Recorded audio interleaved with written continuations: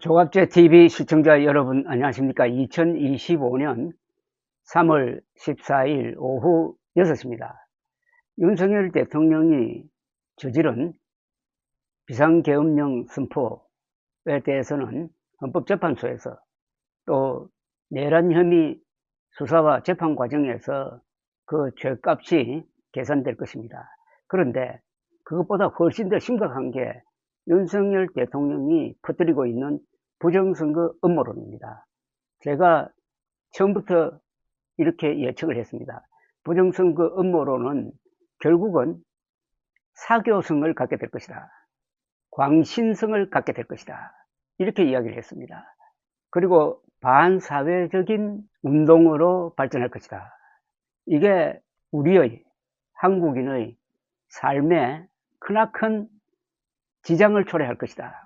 가족에도 그리고 직장에도 모임에도 국가에도 그런 예측이 맞아떨어지고 있습니다. 그런 가운데서 어제 양상훈 주필이 작금의 음모론에 대해서 상당히 고심에 찬 글을 썼습니다. 이 글을 소개해 드리겠습니다. 제목이 양상훈 주필의 칼럼의 제목은 중국 간첩 99명 체포 괴담과 언론. 사실보도 언론은 배관시되고 사실로 위장한 거짓들은 대박을 터뜨린다. 사실과 다른 길 갈 때 맞을 결과는 명백해 언론의 사명과 숙명을 다시 생각한다. 이렇게 되어 있습니다. 지난 1월 어느 자리에서 놀라운 이야기를 들었다. 선관위 선거연수원에서 중국 간첩 99명을 체포해 주일 미군기지로 압송했다는 것이었다. 그 말을 한 사람은 전문직에 계신 분이었다. 그분께 뉴스의 출처를 물었더니 무슨 유튜브라고 했다. 그러면서 요새 진짜 뉴스는 신문 방송에 안 나오고 유튜브에 나온다고 덧붙였다. 그 뉴스가 너무 놀라워서 그 유튜브에서 사실 확인 과정을 밝히고 있느냐고 했더니 그분은 그 유튜브를 하는 사람은 정의롭고 옳은 말만 하기 때문에 다 사실일 것이라고 했다. 그 유튜브를 보니 이름을 처음 들어보는 어떤 매체의 기사를 그대로 옮기면서 자신의 추측을 덧붙여 자극적으로 선동하고 있었다. 초보적인 사실 확인 과정도 없었다. 주한미군은 물론 미 국방부와 우리 국방부 모두가 허위라고 공표했지만 이 밑도 끝도 없는 중국인 99명 체포설은 마치 은폐된 진실인 양 퍼져나갔다. 그 후 필자는 이 괴담을 사실로 믿고 있는 많은 사람을 만났다. 그 중에는 이름을 들으면 모두가 깜짝 놀랄 만한 사람들도 있다. 이분들은 관계당국이 모두 허위라고 발표했고 조선일보 취재진의 현장 사실 확인에서도 아무런 근거를 찾지 못했다는 필자 설명에 실망감을 감추지 못했다. 상당수는 필자의 설명을 믿지 않는 듯 했다. 믿고 싶어 하지 않았다는 것이 더 정확한 표현일 것이다. 그러니까 음모론에, 이 황당무계한 부정선거 음모론에 넘어가는 사람은 직위 고하를 불문하고 넘어간다는 겁니다. 교수 출신도 있고 언론인 출신은 좀 적습니다만은 장성 출신도 있고 검사 출신도 있고 국무총리 출신도 있고 이렇게 돼가고 있다는 겁니다. 이게 사교의 특징입니다. 사교. 광신은 인간 이성을 마비시키니까 그 사람의 학력이라든지 뭐 직위를 가리지 않습니다. 양상훈 칼럼은 이어서 최근 KBS 추적 60분이 언론으로서 높은 평가를 받아야 할 보도를 했다. KBS는 계엄 사태 직후 선관위 관련 인터넷 댓글들이 이리저리 짜깁기 되어 중국 해커 부대 90명 체포라는 소설로 만들어지고 한 매체가 이를 첫 보도하는 과정을 보여주었다. 뭔가 거리를 찾고 있던 유튜버들과 정치인들이 확성기 역할을 시작했다. 이 정치인들은 대부분 보수 성향 정치인들입니다. 이들 중 아무도 사실 여부를 알아보려 하지도 의심하지도 않았다. 광우병, 천안함, 세월호, 사드, 전자파, 후쿠시마 등 모두가 비슷했다. 광우병, 천안함, 세월호, 사드, 전자파, 후쿠시마 이 음모론은 모두 좌파 진영에서 만든 겁니다. 그러니까 좌파와 싸우다가 우파도 좌파를 닮아서 괴물과 싸우다가 괴물이 되어버리는 그런 희극상이 벌어지고 있다는 겁니다. 그러자 스스로 미 CIA 블랙 요원 마이클 피터스 대비라고 주장하는 안모 씨가 그 매체에 자신이 중국인 99명 체포에 관여했다고 제보했다. 영화 캡틴 아메리카 복장으로 다니는 안 씨는 중국 대사관에 진입하려다가 최근 구속되었다. 조사 결과 그는 한국군 병장 출신으로 미국에는 가본 적도 없었다. 구속 전 안 씨는 KBS에 나와 매체 관계자와의 통화 녹취를 공개했다. 이 매체는 안 씨와 연락하며 국내 체포 중국 간첩 99명 한미 부정선거 개입 중국 부정선거 간첩단 일부 미 본토 압송, 미 압송 중국 간첩 한국 실업 급여 받았다. 하나님이 한국에 영웅을 보냈다는 등 허무맹랑한 기사를 특종이라며 계속 내보냈다. 결국 안 씨는 KBS에 자신이 다 속인 것이라고 털어놓았다. 그런데도 그 매체의 송년회에 전직 국무총리가 나와, 이 사람 황교안 씨입니다.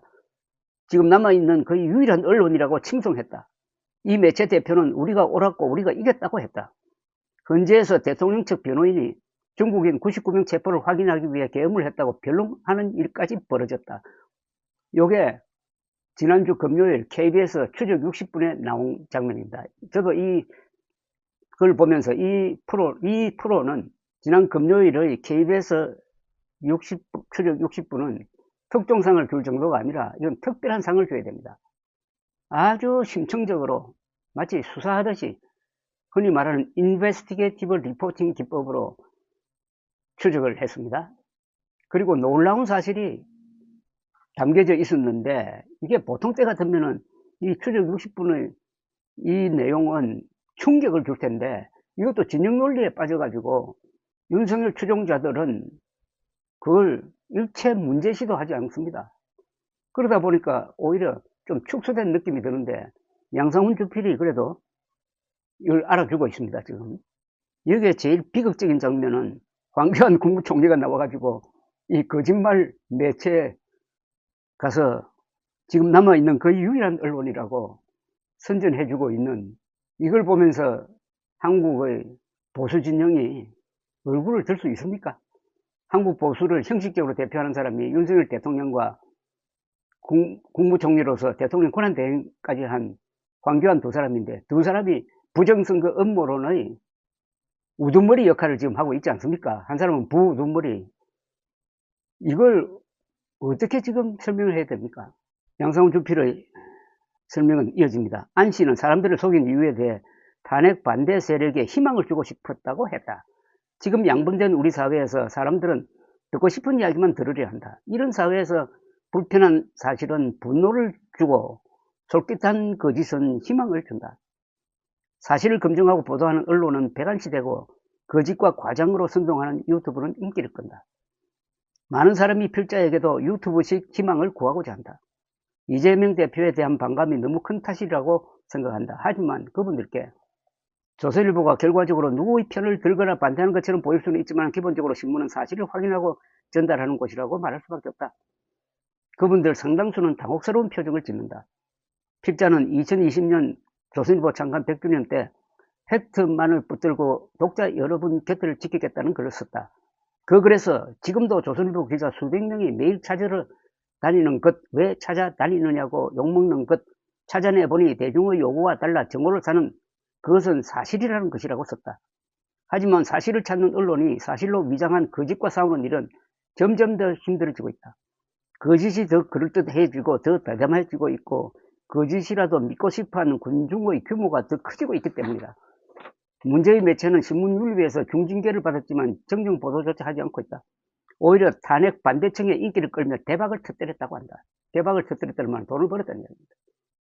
아무리 홀대받고 무시당해도 결국 역사와 나라를 움직이는 것은 사실이다.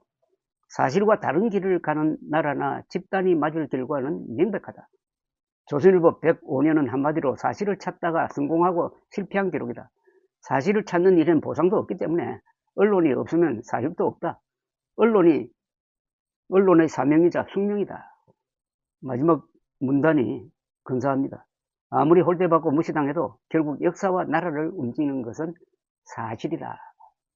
사실관계가 명확해지면 시비는 거의 저절로 가려지는 것입니다. 그런데 작금의 이 음모론의 확산은 단 한 사람 때문입니다. 윤석열 대통령 때문입니다. 작년 4월 총선으로 해서 한국의 음모론자들이 다 입을 닫고 얼굴을 들지 못했습니다. 작년 4월 총선에서 음모론자들이 주장하는 수검표 단계들을 하나 더 집어넣어가지고 완벽하게 수개표를 했습니다. 전자개표 아닙니다. 2,800만 표를 개수를 했는데 한 표도 오차가 없었어요. 그러니까 낙선한 국민의힘 국회의원 중에 단 한 사람도 이의를 제기하지 않았습니다. 근데 윤석열 대통령이 느닷없이 부정선거 음모론을 주장하면서 지금 국회는 부정선거로 당선된 자들이 장악한 반국가 세력의 소굴이다. 이런 식으로 잠꼬대같이 망상의 계엄을 펴가지고 국회보다 먼저 특수부대를 선관위에 집어넣어가지고 선관위 직원들을 연행해가지고 군시설에 집어넣고 조사를 하고 서버를 빼내와가지고 거기에 손을 대가지고 부정선거가 있었다는 식으로 조작 발표를 하려고 했던 것이 바로 윤석열 대통령의 용서할 수 없는 반국가적, 반사회적 범죄인 겁니다. 그러니까 이 부정선거 음모론을 해결하는 데 있어서 사령부를 폭격해야 됩니다. 부정선거 음모론의 사령부는 윤석열입니다. 이 윤석열을 단죄해야 됩니다. 물론 헌법재판소에서 전원일치의 판결로 파면 결정이 나오겠지만은 그것으로서도 충분하지 못합니다. 어떤 민형사간에 윤석열에 대한 조치가 있어야 합니다. 감사합니다.